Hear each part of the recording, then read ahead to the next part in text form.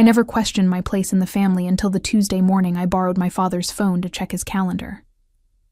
Mine had died during my commute, and I needed to confirm whether he could make dinner that evening at my apartment. He was in the shower, and his device sat on the kitchen counter, unlocked and waiting. The notification banner appeared as I opened the calendar app. A group chat named Real Family, with 17 unread messages. My thumb hovered over the screen. I had never seen this chat before, and the name alone made my stomach twist with something I could not immediately identify. I opened it. The messages stretched back 3 months. My father, my brothers, Julian and Marcus, and my uncle Vincent comprised the entire membership. They discussed investments, property decisions, family gatherings I had attended without knowing these parallel conversations existed. But the most recent exchange made my hands shake. Marcus had written, "Dad confirmed the trust distribution. 3-way split as discussed." Julian responded, "Finally, $750 each works perfectly for my timeline." My father's message appeared last, time-stamped from the previous evening while I had been watching television in the next room. "Don't mention it to Bethany. She'll just create drama." Vincent had replied with a thumbs-up emoji. I stood in my childhood kitchen, the same kitchen where I had helped my mother prepare countless meals before she passed, where I had done homework at the table, where I had celebrated every milestone, and felt the ground shift beneath me. $750,000 times 3. That totaled $2,250,000 being distributed among my brothers while I received nothing. The shower shut off upstairs. I closed the messages, returned to the calendar, and memorized what I had seen. Every word, every number, every casual dismissal of my existence. My father emerged 20 minutes later, dressed in the charcoal suit he wore to the pharmaceutical distribution company he had built over 30 years. I had worked there every summer during college, learning the business from the warehouse floor up. After graduating with my degree in supply chain management, I had joined the company full-time, working alongside my brothers in different departments. "Can you make dinner tonight?" I asked, my voice steady despite the rage building in my chest. "7 works for me," he said, pouring coffee into his travel mug. "Your place?" "Yes." I handed him his phone. Calendar confirmed. He took the device without checking it, without suspecting that his youngest child, his only daughter, had just discovered how little she mattered. I drove to work in my practical sedan, the same car I had purchased 3 years earlier with my own money. Julian drove a luxury vehicle our father had gifted him for his 30th birthday. Marcus received a down payment on his house. I received praise for being independent and not asking for handouts. The pharmaceutical distribution company occupied a sprawling facility on the industrial edge of Portland. Our family business had grown from a small operation my grandfather started in 1968 to a regional powerhouse with 200 employees. My father served as president. Julian managed operations. Marcus headed sales. I worked in logistics coordination, a position I had earned through competence rather than nepotism, or so I had believed. I parked in my assigned spot, not close to the executive entrance like my brothers, but in the general employee lot, and walked through the front doors at 8:15 a.m. "Morning, Bethany." Kristen from accounting waved as I passed her desk. "Morning." I managed a smile that felt like glass on my face. My office was small but functional, with a window overlooking the loading docks. I had decorated it with plants and a few personal photographs. One showed my mother and me at my college graduation, both of us grinning despite her illness already showing in her thinning frame. She had died 6 months later, leaving my father with 3 children and a business that consumed him. I had thought grief united us. I had thought working together strengthened our bonds. I had thought being the only daughter made me special, protected, valued differently than my brothers, but equally loved. I opened my laptop and began my actual work for the day. Purchase orders, shipment tracking, supplier negotiations. I had optimized our logistics network to save the company hundreds of thousands annually. I had implemented new inventory systems. I had trained half the warehouse staff personally. Julian appeared in my doorway at 9:30. Dad wants to meet about the Portland expansion at 10. I'll be there. I did not look up from my screen. You okay? You seem off. Fine, just focused. He lingered for a moment, then left.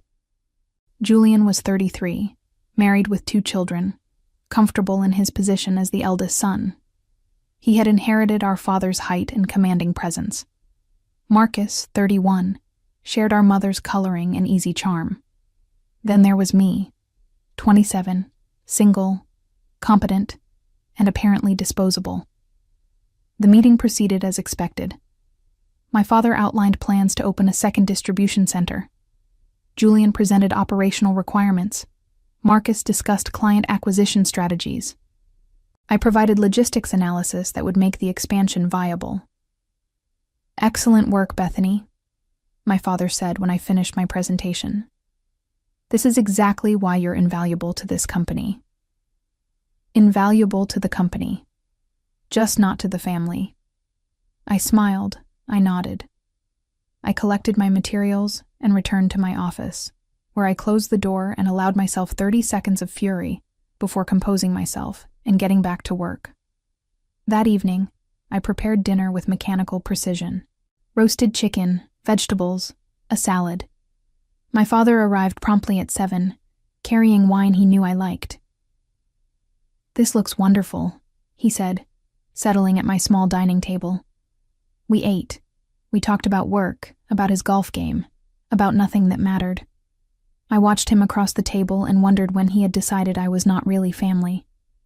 Had it been after my mother died? Had it always been this way, hidden beneath surface affection? The following morning, I arrived at work an hour early.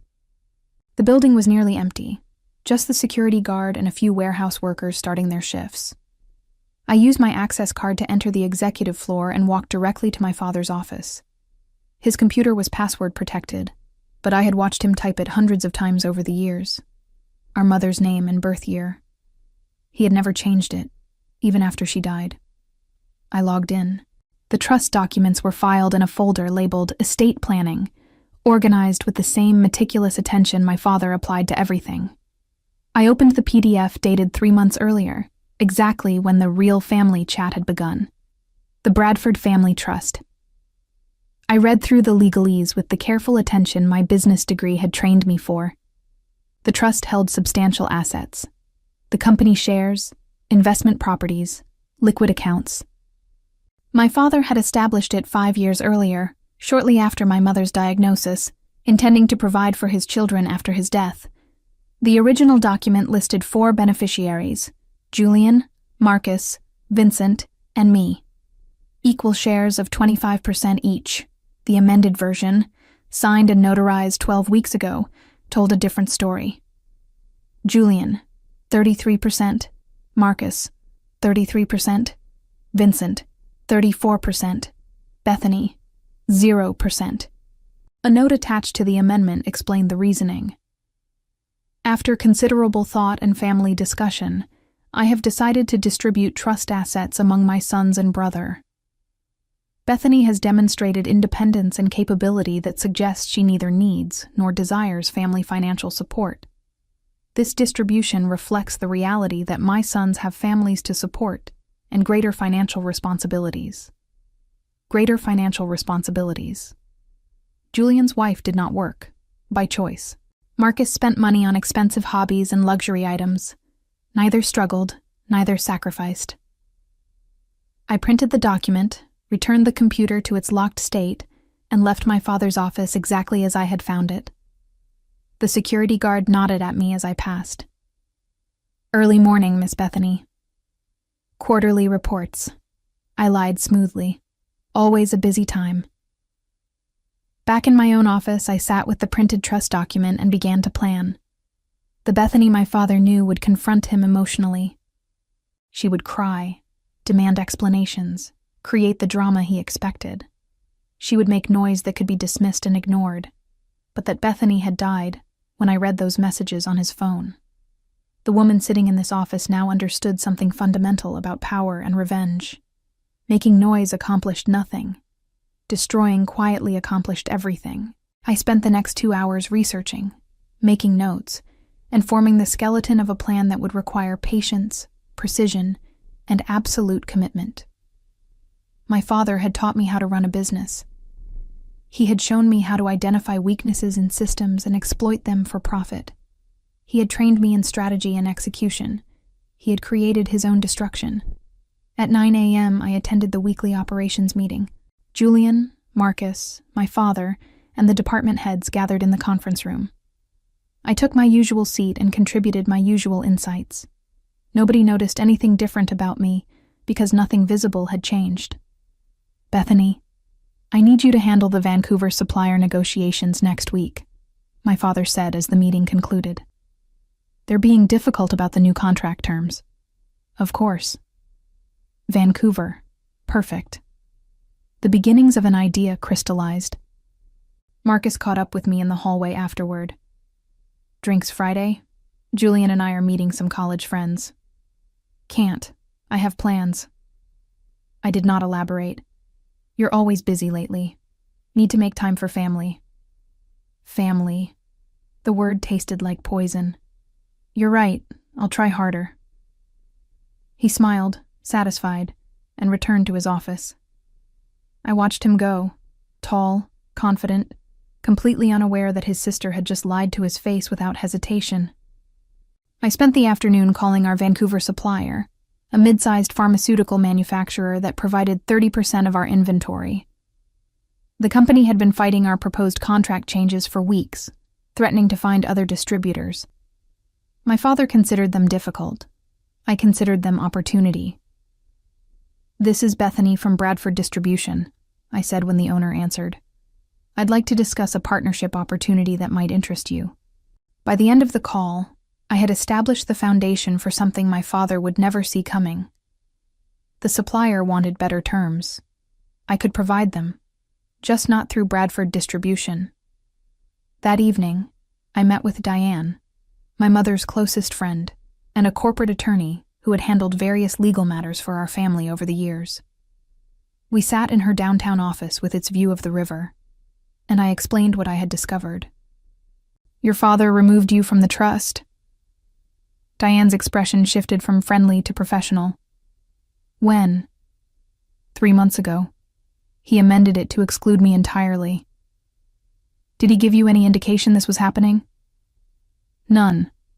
I found out by accident. Diane leaned back in her chair, studying me. You want to contest the trust amendment? No. I met her gaze steadily. I want to make sure it's legal and binding. I'm not following. I need to know that what my father did was legitimate, that he had the legal right to exclude me, and that the trust amendment will hold up under any scrutiny. Understanding dawned on Diane's face. You're planning something. I'm planning to protect myself. If he can cut me out of the family assets, I need to ensure my own financial security. Through the company? I'd rather not say more. I just need to know the trust is solid. Diane was quiet for a long moment.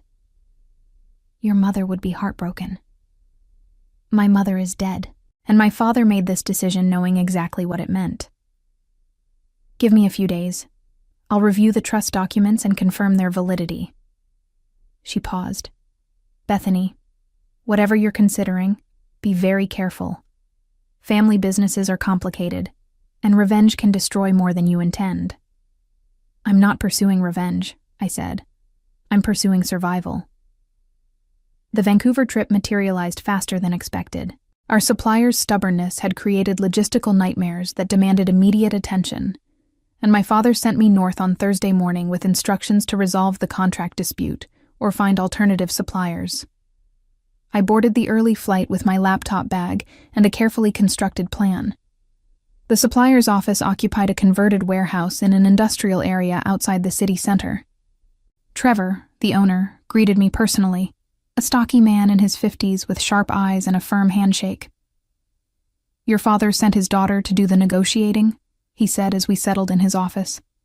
My father sent his logistics coordinator who understands your business better than anyone else in our company, I replied, and who might be able to offer you something more interesting than what we've been discussing. His eyebrows rose. I'm listening. I spent the next 3 hours laying groundwork. I did not make promises I could not keep. I did not reveal my intentions explicitly. But I asked questions about his capacity, his distribution needs, his frustrations with our company's approach. I learned that Trevor had built his pharmaceutical manufacturing operation from nothing, that he resented being treated as a subordinate supplier, that he wanted partnership rather than servitude. Bradford Distribution has become too comfortable, he said over lunch. Your father treats suppliers like interchangeable parts. No respect for the relationships. What if someone offered you a different model? True partnership with someone who understood both sides of the business? I'd be very interested. He studied me carefully. Are we talking hypothetically? For now. But I believe in being prepared for opportunities. We spent the afternoon finalizing a contract that gave Trevor slightly better terms while maintaining Bradford's profit margins. I had resolved the dispute my father sent me to handle, but I had also planted seeds that would bloom into something he could never anticipate. The flight home.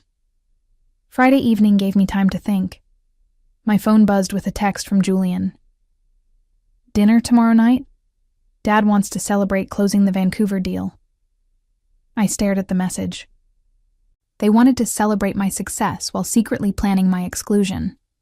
They wanted my competence while denying my worth. I typed back. I'll be there. Saturday dinner took place at my father's house, the sprawling property where I had grown up. The dining room table seated 12, though only the 4 of us gathered. My father at the head, Julian and Marcus flanking him, and me across from them. Bethany saved us a significant contract, my father announced, raising his wine glass. To my daughter's negotiating skills. We toasted. I sipped wine and smiled and played the role of grateful daughter while imagining this same scene 6 months from now, after everything had fallen apart for them. Trevor specifically asked for you on all future negotiations, Julian said. Apparently you made quite an impression. I just listened to what he actually needed instead of telling him what he should want, I replied. Novel concept. Marcus laughed. She's got you there, Jules.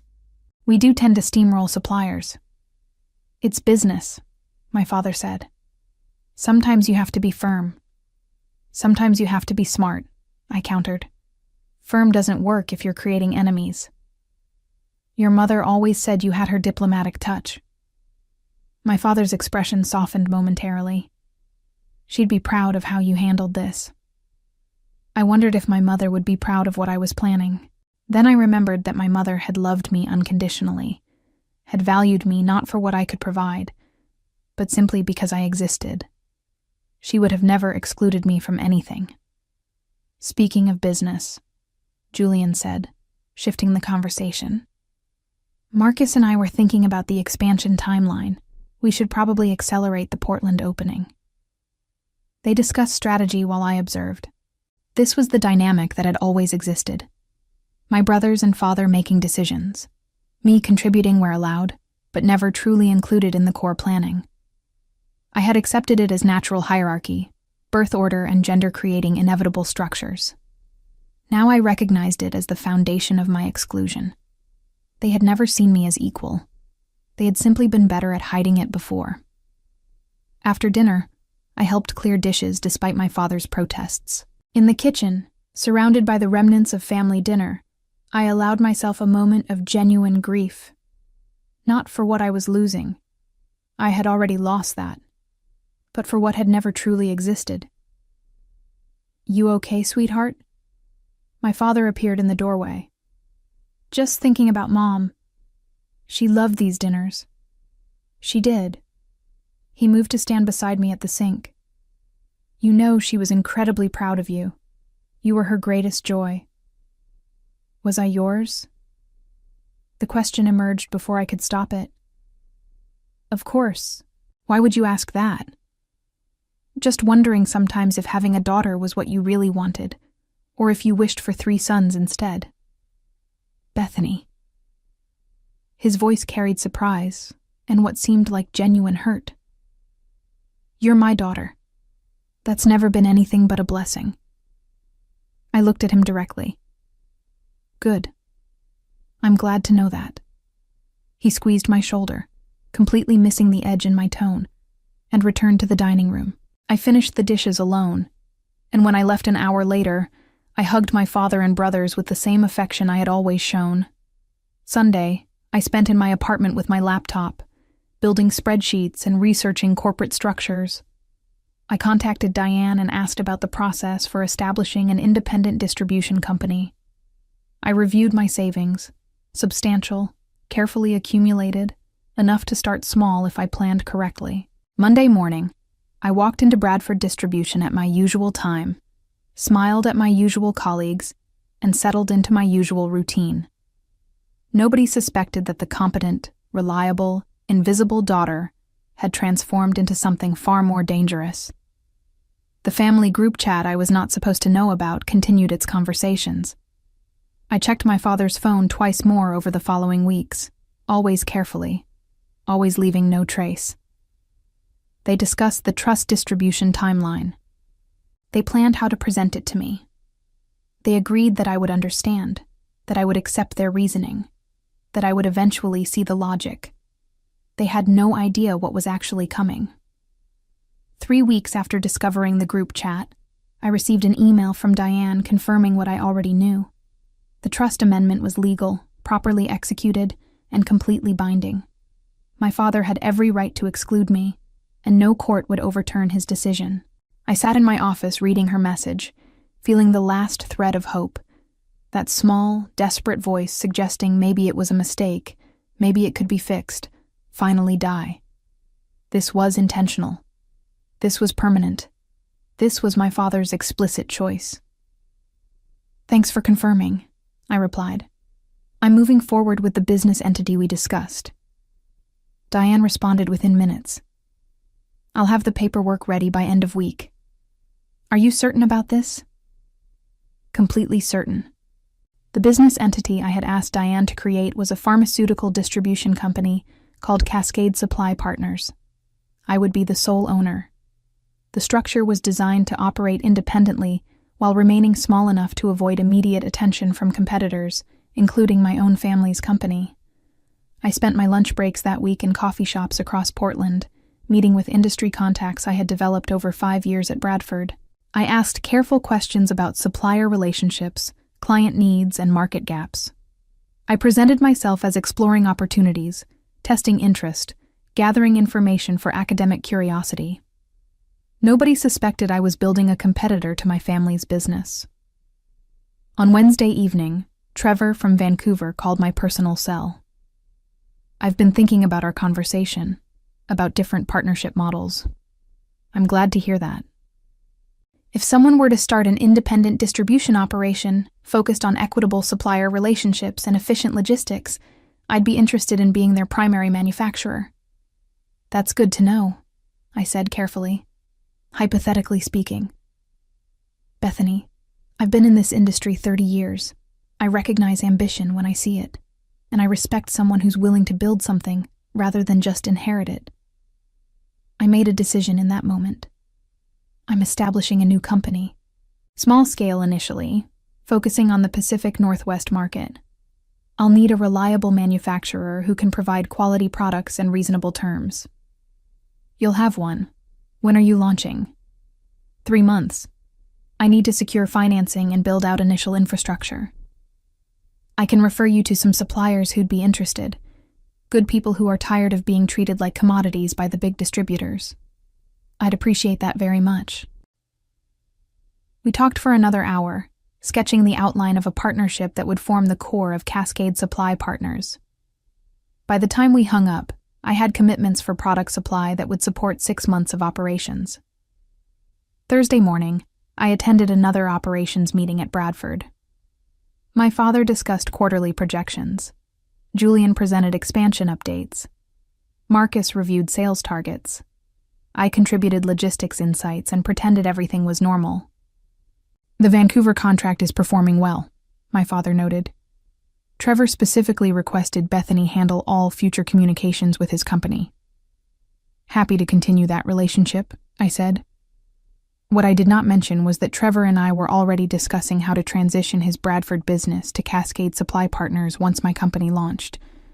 He had agreed to maintain current contracts until I was ready, then gradually shift his distribution partnership to my operation. Friday afternoon, Julian stopped by my office. Got a minute? Sure. What's up? He closed the door and sat across from my desk. I wanted to talk to you about something. Family stuff. My pulse quickened, but I kept my expression neutral. Okay. Dad's been working on estate planning, making sure everything's organized for the future. Makes sense. There's going to be some changes to how assets are distributed. He's trying to figure out the fairest approach for everyone. Fairest how? Julian shifted uncomfortably. Look, Marcus and I both have families. Kids, mortgages, responsibilities. You're single, you're independent. You've always been so capable on your own. What are you saying? Just that Dad's thinking about who needs support most. It's not about value or love. It's about practical considerations. I leaned back in my chair. Is Dad planning to tell me this himself, or did he send you to prepare me? He'll talk to you. I just wanted to give you a heads up so it's not a complete shock. That's very thoughtful. I kept my voice level. When is he planning this conversation? Soon, maybe next week. Julian stood. I know this might seem unfair, but try to understand where he's coming from. He's trying to take care of everyone. Just not equally. Bethany? It's fine, Julian. Really, I understand completely. He looked relieved. Good. I knew you'd get it. You've always been mature about family stuff. After he left, I sat very still for several minutes. They were preparing to inform me of my exclusion. They believed I would accept it gracefully. They had complete faith that I would absorb this betrayal and continue working for the family company, contributing my skills while receiving nothing in return. I opened my laptop and sent an email to Diane. Move up the timeline. I need Cascade Supply Partners operational in 6 weeks instead of 3 months. She called immediately. 6 weeks is aggressive. Can you handle that pace? I can handle whatever's necessary. What changed? My family is about to officially cut me out of the trust. I want my exit strategy ready before they have the satisfaction of watching me react to the news. Bethany, starting a competing business while still employed at Bradford could be legally complicated. I'm not doing anything illegal. I'm preparing for my future after I leave the company. Once I resign and launch Cascade, Bradford can't touch me. They'll see it as betrayal. They betrayed me first. I'm just being smart about the consequences. Diane sighed. I'll push the paperwork through, but you need to be absolutely certain about this path. Once you start, you can't undo the damage to family relationships. Those relationships were damaged the moment my father decided I wasn't real family. I'm just acknowledging reality. The weekend passed in a blur of planning. I met with potential clients, small medical practices and clinics that Bradford considered too minor to prioritize. I offered them better service, more personalized attention, and competitive pricing. By Sunday evening, I had preliminary commitments for enough business to sustain operations through the first quarter. Monday morning, my father requested a meeting in his office. I arrived at 9 a.m., carrying the false assumption that I did not know what was coming. Have a seat, sweetheart. He gestured to the chair across from his desk, the same desk where I had found the trust documents weeks earlier. What did you want to discuss? He folded his hands, wearing the expression he used for difficult business conversations. I've been working on estate planning, making sure everything's organized for when I'm gone. Okay. I've had to make some hard decisions about how to distribute assets fairly. It's not easy balancing everyone's needs. I'm sure it's complicated. Julian and Marcus both have families to support. Children's education, mortgages, future expenses. You're in a different position. Single, independent, no dependents. Are you removing me from the trust? I asked directly. He blinked, surprised by my bluntness. I'm redistributing assets based on need. You've always been so capable, so self-sufficient. I know you'll be fine without family support. Yes, I understand. Bethany, this isn't about love. You know I love you, but not enough to treat me equally with my brothers. It's not about equality. It's about appropriate allocation of resources. I stood. Is there anything else you needed to discuss? I hoped you'd understand my reasoning. I understand perfectly. You've decided your sons deserve financial security and your daughter deserves nothing. Very clear. That's not fair, my father said, his voice hardening. I've given you opportunities. I've employed you, trained you, provided for you your entire life. Employed me at market rate for work I perform. Trained me to benefit your company. Provided for me as any parent does until their child becomes an adult. None of that is exceptional, Dad. That's basic parenting and business practice. You're being dramatic. No, I'm being accurate. Julian got a car. Marcus got a house down payment. I got praise for not asking for help. I moved toward the door. Thank you for the clarity about where I stand. Bethany, wait. He stood, frustration evident. I expected you to be more mature about this. I am being mature. I'm accepting your decision without argument. What more do you want? Some understanding that I'm trying to be fair to everyone. You're being fair to Julian and Marcus. I'm just everyone else. I opened the door. Is there anything work-related you needed? Or are we done? We're done. His tone had shifted from paternal to cold. I'm disappointed in your attitude. Then we're both disappointed. At least that's equal. I walked out of his office, past my brothers who were standing in the hallway clearly listening, and returned to my own space. My hands were shaking, but not from sadness. From rage channeled into purpose. Julian appeared in my doorway 10 minutes later. That went badly. Did it? I thought it was honest. Dad's upset. You basically accused him of favoritism. He basically practiced favoritism. I just named it.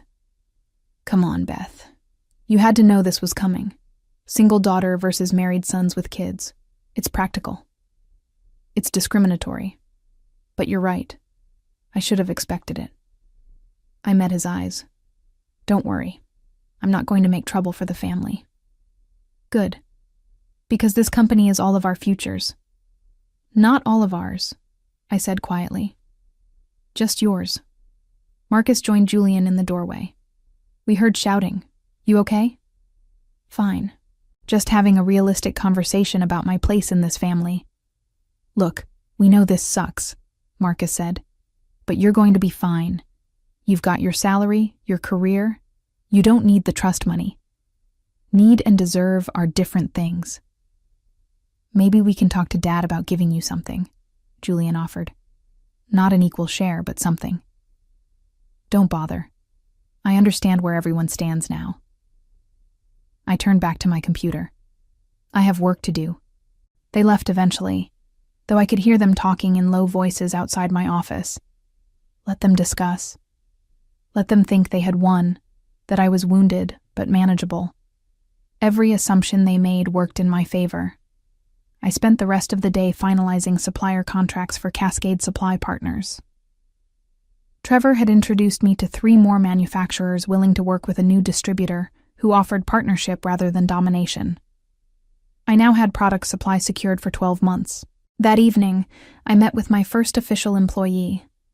Patricia had worked in Bradford's accounting department for 15 years before being passed over for promotion in favor of a younger, less experienced man my father liked better.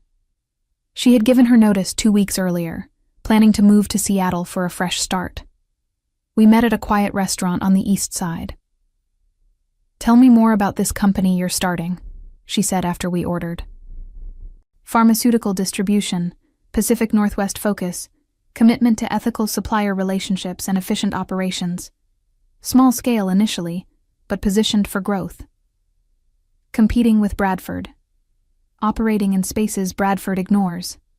Different approach, different philosophy. Your father's company." "My former father's company. I'm leaving within the month." Patricia studied me carefully. "This is revenge. This is survival. Revenge is just a beneficial side effect." She smiled slowly. "I'm interested. What position are you offering?" "Chief Financial Officer. Equity stake, competitive salary once we're profitable, ground floor opportunity to build something significant." "I'm in." She extended her hand. "When do I start?" 2 weeks. I need time to finalize infrastructure and prepare for launch."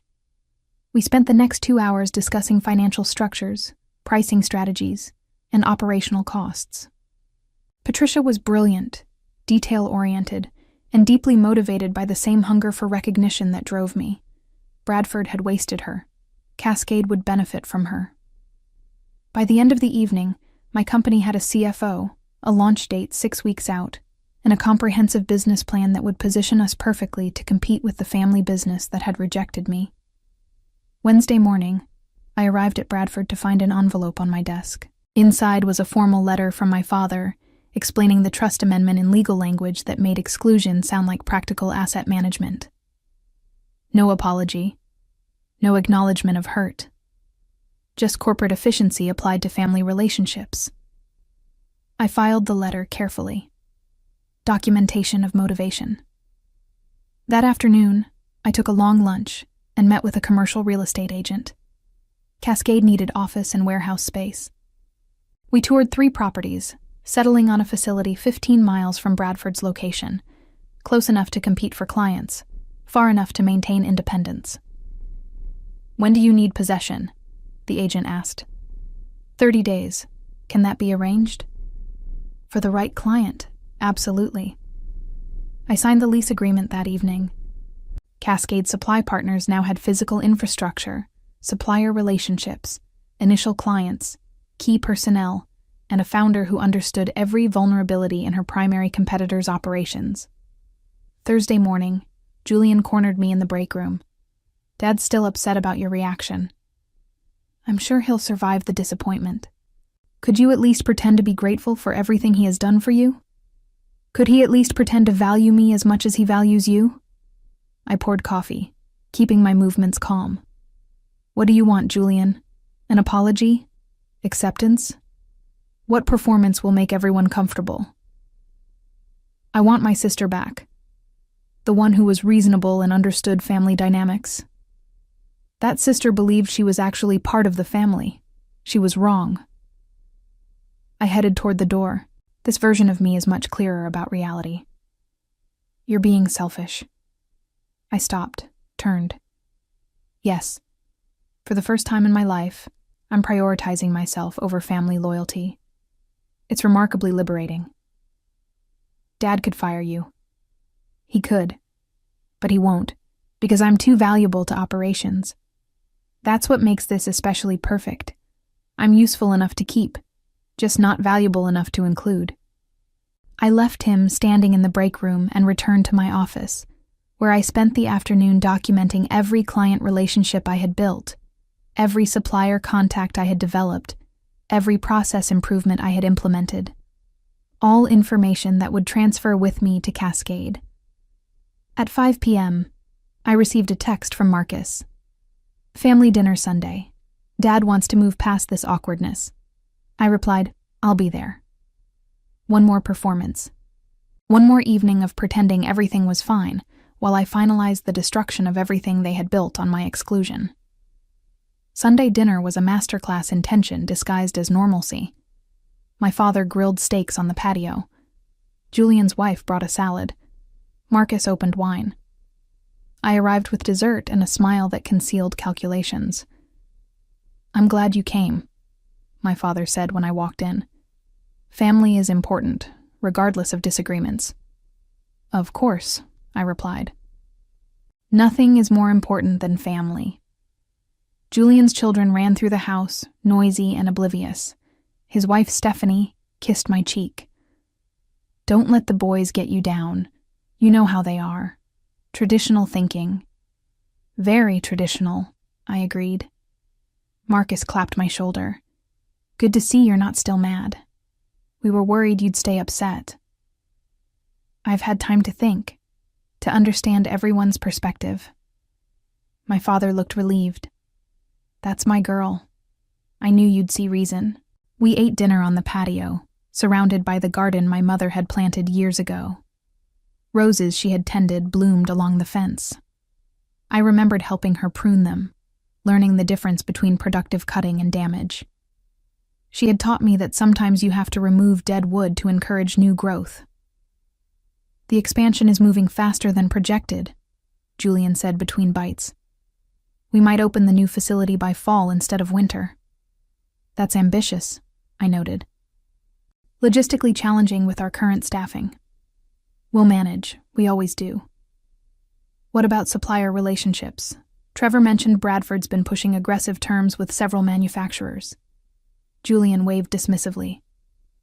"They'll accept our terms, or we'll find other suppliers. That's basic negotiation." "What if they walk away?" "They won't.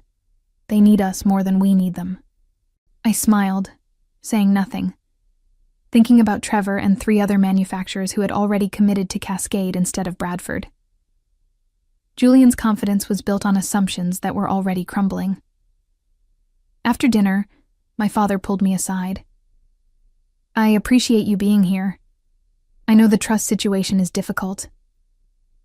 "You made the decision you felt was right," I said carefully. "I can't change that." "No, you can't." He seemed satisfied by my acceptance. "But I want you to know that your future at Bradford is secure. You'll always have a place in the company. As an employee, as a valued team member, that counts for something." "It does," I agreed. "Just not as much as being family." His expression tightened. "You are family. The trust distribution doesn't change that.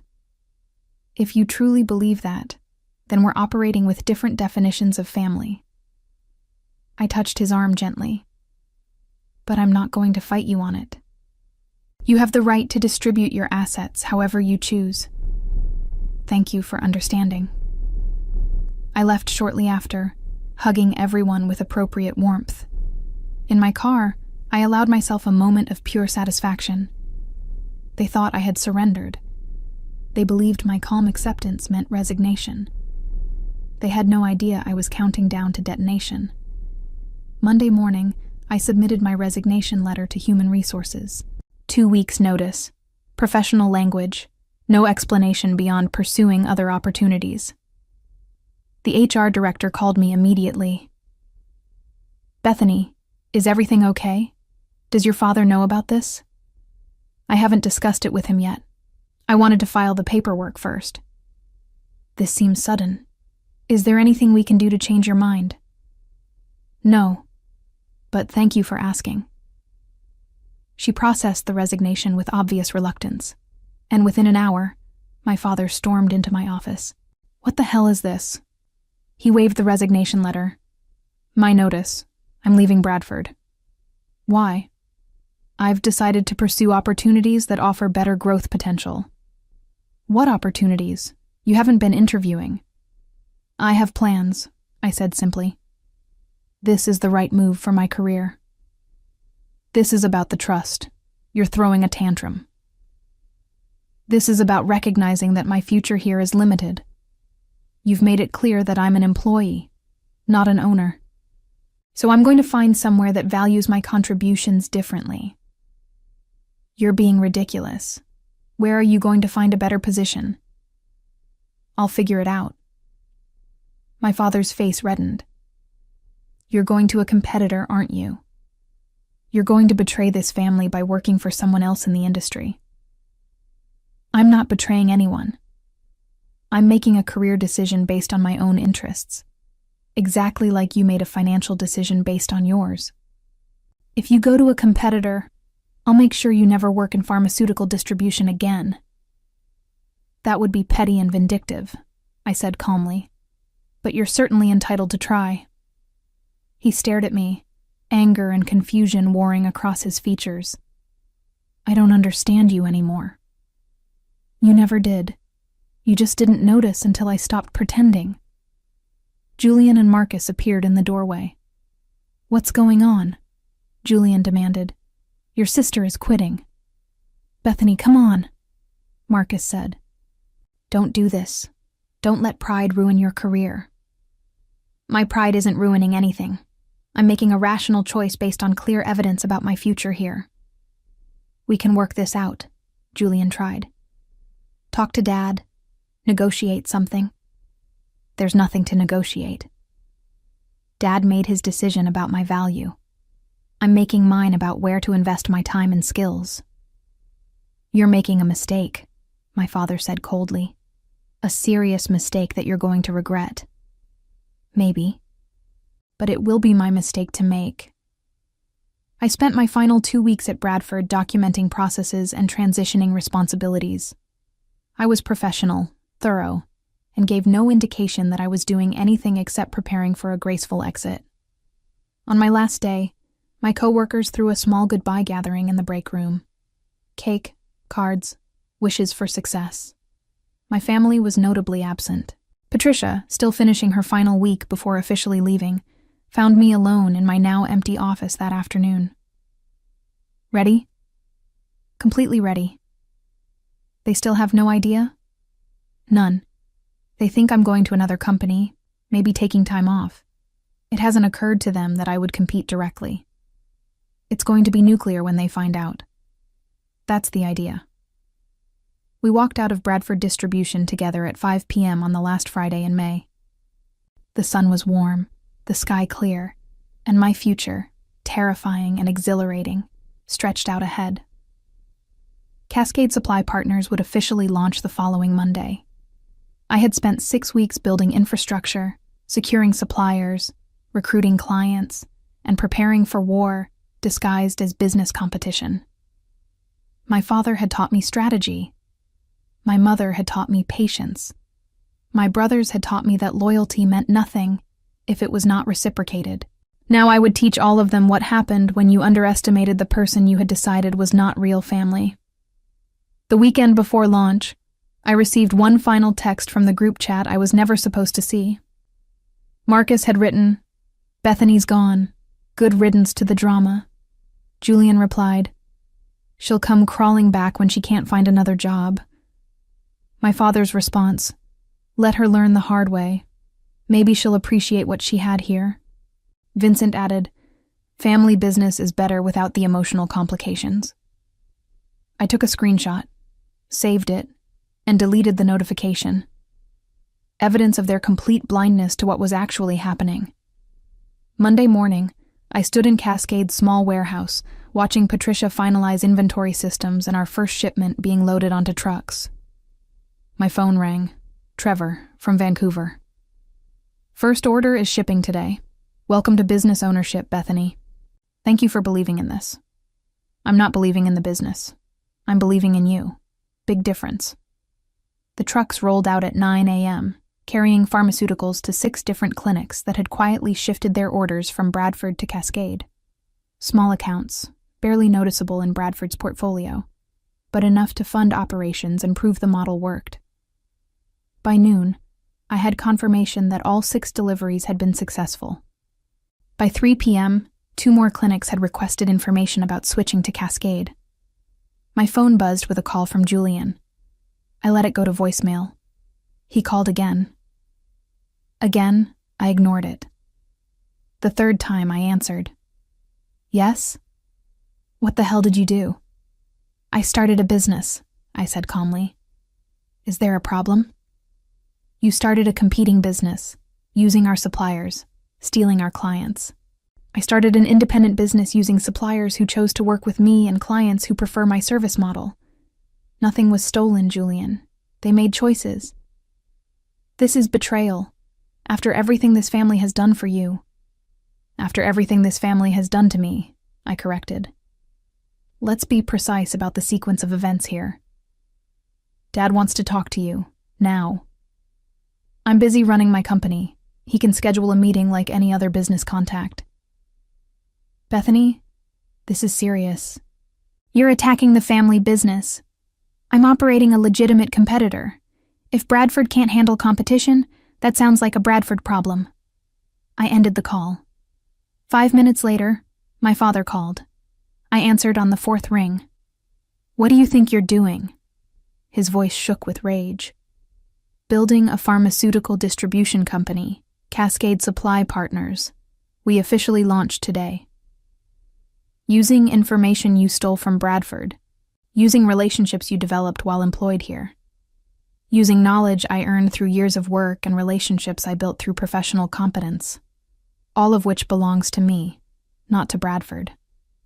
I'll sue you for breach of contract, for theft of trade secrets. Please do. I'd love to have Diane explain in court how you have no case. I signed no non-compete agreement. I took no proprietary information. I developed relationships through my own work, which I'm entitled to maintain after employment ends. Silence. Then, why are you doing this? You cut me out of the family trust. You made it clear I'm not really part of this family. So I'm building my own future, exactly like you told me I needed to. This is vindictive and childish. This is strategic and necessary. You taught me that business is about recognizing opportunities and acting decisively. I'm applying your lessons. You're destroying family relationships over money.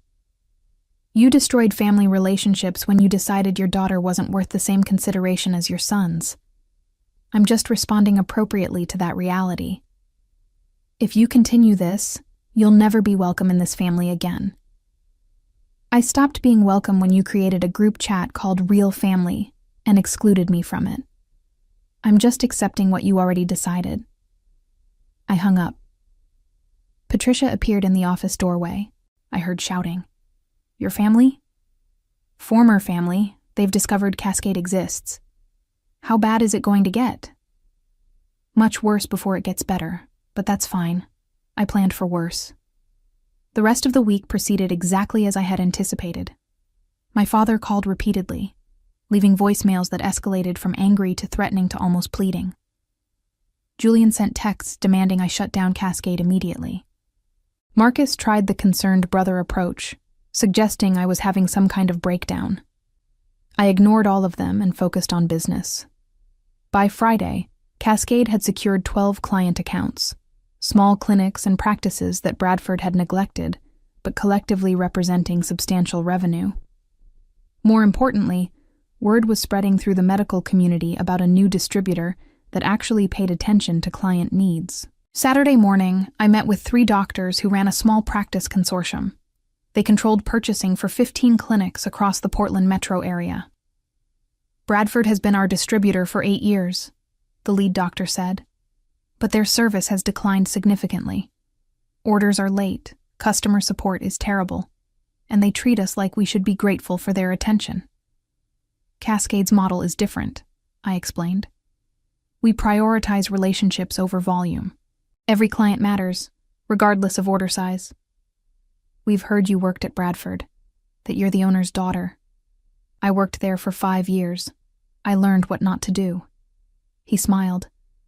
When can you start serving our facilities? As soon as you're ready to transition. We signed a contract that afternoon. 15 clinics, significant monthly volume, a 3-year commitment. Cascade's revenue projections had just doubled. I celebrated alone in my apartment that evening with takeout and satisfaction. The damage to Bradford was accelerating. Losing one daughter was unfortunate. Losing substantial business to that daughter was catastrophic. Sunday evening, my Uncle Vincent called. I had not heard from him since discovering the trust amendment. Your father is beside himself. Vincent said without preamble. "This needs to stop." "Uncle Vincent, how nice to hear from you. How's being part of the real family?" "Don't be dramatic. This is business." "Exactly. It's business. My business, competing fairly with Bradford's business. You're hurting people who love you. People who love me would have treated me like family instead of an expendable employee. You were part of the decision to exclude me, Vincent. You voted for my removal from the trust. Because it made financial sense. Julian and Marcus have families. And I have ambition, competence, and a remarkable tolerance for being underestimated, which is working out very well for me. Your father made you who you are. You owe him loyalty. My father made a choice about my worth. I'm simply accepting his valuation and building accordingly. He's talking about legal action. Let him try. I've done nothing illegal, and any lawsuit would only publicize how badly Bradford treats both family and clients." Vincent was quiet for a moment. "You've changed." "No. I've just stopped pretending that being agreeable would earn me respect. Turns out taking what I deserve works better than hoping someone will give it to me." Monday morning, Trevor called with news. 2 more manufacturers want to talk to you about partnership agreements. Word is spreading that you're doing business differently. How quickly can we expand capacity? I can increase production by 30% within 6 weeks. The other manufacturers can help fill gaps. Do it. Cascade is growing faster than projected. By the end of the 2nd week, we had 22 client accounts and commitments from 4 major suppliers. Patricia had hired 2 additional staff members. I had signed a lease on expanded warehouse space. Bradford, meanwhile, was bleeding. The 3rd week after Cascade's launch, Julian appeared at my office unannounced. He walked past our small reception area and stood in my doorway looking exhausted. "We need to talk," he said. "You need an appointment." "Bethany, please, 5 minutes." I gestured to a chair. He sat, and I noticed the tension in his shoulders, the tightness around his eyes. "Bradford lost the Practice Consortium account," he said. 15 clinics. We just found out they switched to you. They preferred our service model. Our revenue is down 18% this month. Dad is furious. Marcus is panicking. Our suppliers are questioning whether to renew contracts. Sounds like a challenging business environment. You're destroying us. I'm competing with you. There's a difference. Julian leaned forward. "What do you want? Money? An apology? Tell me what it takes to end this." "I want you to understand something fundamental," I said quietly. "You and Marcus and Dad decided I wasn't real family. You excluded me from the trust, dismissed my value, and expected me to accept it gracefully. So I did accept it, by leaving and building my own success. We made a mistake. Dad admits that now. Does he admit it because he's genuinely sorry, or because I'm costing him money?" Julian hesitated. "Both. Not good enough. You don't get to value me only when I'm useful or threatening. Either I matter inherently, or I don't matter at all. You chose the second option. Now deal with the consequences." "So, this is permanent? You're just going to keep attacking Bradford until we collapse?" "I'm going to keep building Cascade until it's the dominant distributor in the Pacific Northwest. What happens to Bradford depends on whether you can compete effectively. With you using everything you learned from us against us. With me using everything I earned through my own work to build something better. Important distinction." Julian stood. "He wants to meet with you, all of us together, to discuss options." "There's nothing to discuss. But I'll meet with him if he wants. Wednesday, 2 p.m., neutral location. Choose a coffee shop downtown. He'll want to meet at his office. Then he'll be disappointed. I don't work for Bradford anymore. I don't follow his schedule or show up at his locations. Equal footing or no meeting. I'll tell him." After Julian left, Patricia came in. That looked tense. They're starting to understand the situation is real. "Are you going to negotiate?" "I'm going to listen to what they offer and reject it.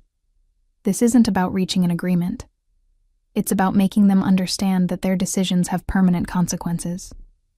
Wednesday afternoon, I arrived at a coffee shop in the Pearl District exactly at 2 p.m. My father, Julian, Marcus, and Vincent were already seated at a corner table. I ordered coffee and joined them. "Thank you for coming," my father said stiffly. "You have 30 minutes. What did you want to discuss?" "We want to offer you a deal. Come back to Bradford. We'll make you a partner, give you equity, include you in major decisions." "And the trust?" "We can discuss amendments." "Amendments, not equal distribution, but some token amount to appease me?"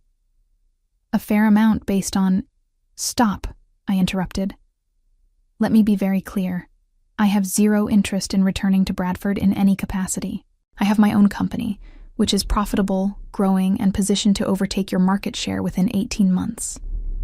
"That's unrealistic," Marcus said. "You're too small.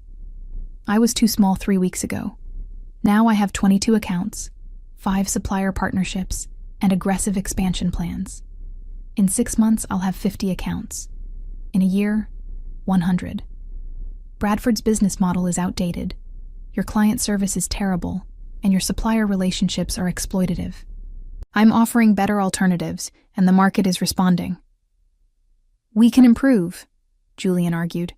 "We can match whatever you're offering. You're a large, established company with entrenched practices and my father's ego-driving decisions. You can't pivot fast enough to compete with a lean, hungry operation that's built specifically to exploit your weaknesses." My father's face had gone red. "So, what do you want? To watch us fail?" "I want you to understand what you did. You looked at your 3 children and decided one of them didn't matter. You created a group chat called Real Family and excluded the person who had worked hardest to earn her place. You made me understand that biology doesn't guarantee value and loyalty doesn't guarantee reciprocation." "We made a mistake," Vincent said. "Can't you accept that and move forward? You made a choice. Choices have consequences. This is yours." I stood. 25 minutes. I'm being generous with your time. "Bethany, wait." My father stood as well. "Please. Can't we find some resolution that doesn't destroy everything? You destroyed it when you amended the trust. I'm just making sure the destruction is distributed equally." I picked up my coffee. "Good luck with your business challenges." I walked out, leaving them sitting in stunned silence. That evening, Diane called. "I heard about the meeting. How did it go?" "Exactly as planned. They're desperate, scared, and finally understanding that I'm serious. Your father's attorney contacted me. They're considering legal action based on unfair competition claims. Let them file. We both know they have no case. It would be expensive in public." "Good. I want it public. I want everyone to know that Bradford Distribution excluded the daughter who built half their operational efficiency, and that she responded by building a better company." "You're not interested in reconciliation at all, are you?" "They're interested in stopping their business losses. I'm interested in permanent consequences for permanent choices. Those aren't compatible goals." 3 months after Cascade's launch, I stood in my expanded office reviewing quarterly reports. The numbers exceeded even my optimistic projections. 53 client accounts, 7 supplier partnerships, 23 employees. Revenue growth that had attracted attention from investors interested in funding further expansion. Bradford, meanwhile, was struggling. Industry reports showed they had lost 28% of their client base. 2 major suppliers had terminated contracts. Employee morale was declining as word spread about the company's financial troubles. My phone rang. My father's number. I had not spoken to any family member since the coffee shop meeting. I answered. "Hello." "Bethany." His voice sounded older, tired. "I need to talk to you about something important." "I'm listening." "Julian wants to leave Bradford. He's been offered a position with a competitor in Seattle. Marcus is considering selling his shares. The company is falling apart." "That sounds difficult." This was my life's work, my father's before me. 3 generations of family business, and it's collapsing because you couldn't accept a business decision. Because I couldn't accept being excluded from my own family, I corrected. Business decisions and family decisions aren't the same thing. You treated them as equivalent. You were wrong.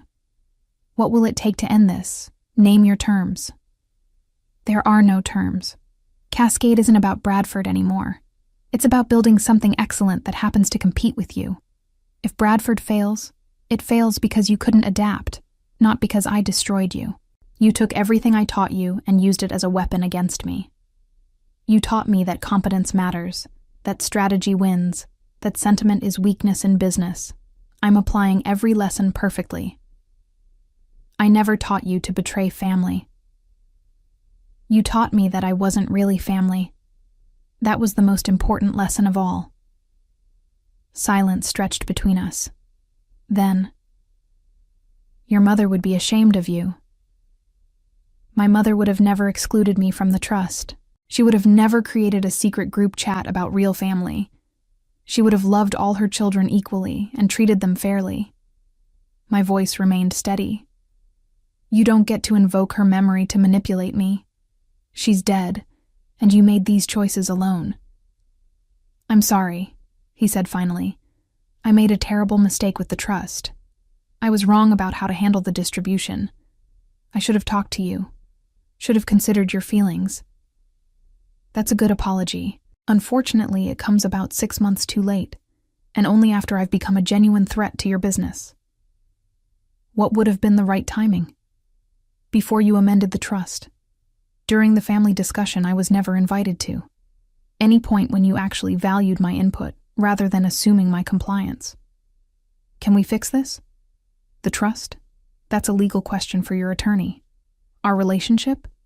That's broken permanently. Bradford's market position? That's a competitive business challenge. Which one are you actually asking about? All of them. Then here's my answer. I don't care about the trust anymore. I make my own money now. I don't care about our relationship because you proved it was conditional. And I care about Bradford only as a competitor I intend to surpass completely. That's comprehensive enough? He was quiet for so long I thought he had hung up.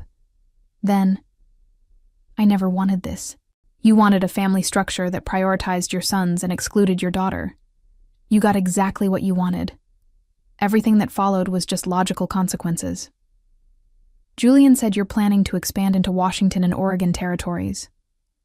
We've already expanded.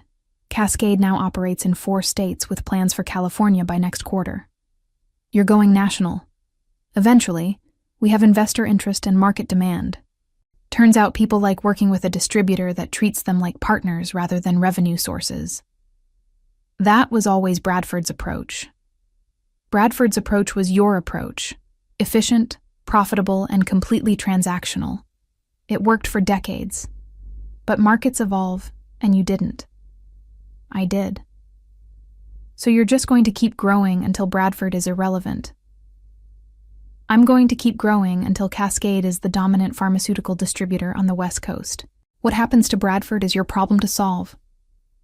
Another long silence. I lost my daughter. You gave away your daughter. I just accepted the gift and built something better with the freedom you provided. I ended the call. Patricia found me an hour later, still sitting at my desk. You okay? My father called. Bradford is failing. He wanted to know what it would take to make me stop. What did you tell him? That there is no stopping. Cascade's success is independent of Bradford's failure. We're just better at what we do. Are you satisfied with how this turned out? I considered the question carefully. Satisfaction implied completion, and this was far from complete. Bradford was wounded but still operating. My family was fractured but still together, minus me. The revenge was effective but ongoing. I'm content, I said finally. Content with building something excellent. Content with proving my value through success rather than waiting for recognition. Content with the knowledge that every person who underestimated me is now watching me succeed. That's a very diplomatic way of saying yes, you're satisfied. I smiled. I'm my father's daughter. Diplomacy is just strategy with better vocabulary. 6 months after that conversation, Bradford Distribution filed for bankruptcy protection. Years of market loss, supplier defections, and operational problems had finally overwhelmed the company's resources. My father sold the business assets to a larger competitor and retired, publicly citing health reasons, but privately acknowledging defeat. Julian took the Seattle position. Marcus went into real estate. Vincent invested in a completely different industry. The family business that had spanned 3 generations ended, not with celebration, but with quiet dissolution and mutual blame. Throughout Bradford's collapse, none of them ever acknowledged that it began when they decided their daughter and sister was not real family. They blamed market forces, bad timing, and competitive pressures. They never admitted that their own cruelty had created their most dangerous competitor. I attended Bradford's final day of operations, watching from across the street as the last employees cleared out their desks. No satisfaction, just recognition that cycles complete. My father had built something from nothing. I had learned from watching him. Then I had built something better, from the pieces of what he had destroyed. Cascade Supply Partners continued to grow, expanding throughout the western United States and establishing the reputation I had envisioned: ethical, efficient, excellent. We treated suppliers like partners, clients like priorities, and employees like assets worth developing. Everything Bradford had failed to do, we did better. My father reached out twice more over the following year. Once to congratulate me on a profile in a trade publication, once to ask if we could have coffee and talk about nothing important. I declined both times, kindly but firmly. Some bridges, once burned, should stay as ash in memory. The family trust that had started everything was eventually distributed according to the amended terms. Julian, Marcus, and Vincent each received their portions. I received nothing, exactly as planned. By that point, my personal net worth exceeded what any trust distribution would have provided. I had made my own fortune, built my own legacy, and proved definitively that being excluded from the family only meant I was free to exceed them. My brothers tried to reconnect several times. Holiday messages, birthday texts, invitations to nephews' events. I responded politely but distantly. They were people I used to know, connected by biology and history but not by present relationship. The group chat called Real Family still existed, I assumed. I would never know, and I no longer cared. The consequences for those who had dismissed me were exactly what I had intended. My father lost his company and his daughter, learning too late that conditional love creates conditional loyalty. Julian and Marcus lost their inheritance's security, the family business they had expected to sustain them, and a sister who might have been their ally if they had treated her as equal. Vincent lost his investment and his position, collateral damage to someone else's cruelty. As for me, I had built an empire from spite and strategy, proved that being underestimated was simply opportunity in disguise, and learned that the best revenge was not destruction, but surpassing. Being so successful that their exclusion became their loss, rather than mine. Standing in Cascade's headquarters 3 years after that morning when I found the group chat, I understood something fundamental about family and worth. They had taught me I was not real family. I had taught them that real success required no permission, no inclusion, and no forgiveness. Just competence, determination, and the willingness to build something better from the ashes of rejection. The revenge was never really about destroying Bradford. It was about creating something so undeniably excellent that every person who had excluded me would spend the rest of their lives knowing they had given away someone irreplaceable. That knowledge, permanent and inescapable, was the only consequence that truly mattered. And I had earned it, one strategic decision at a time, by being exactly as capable as they had always feared.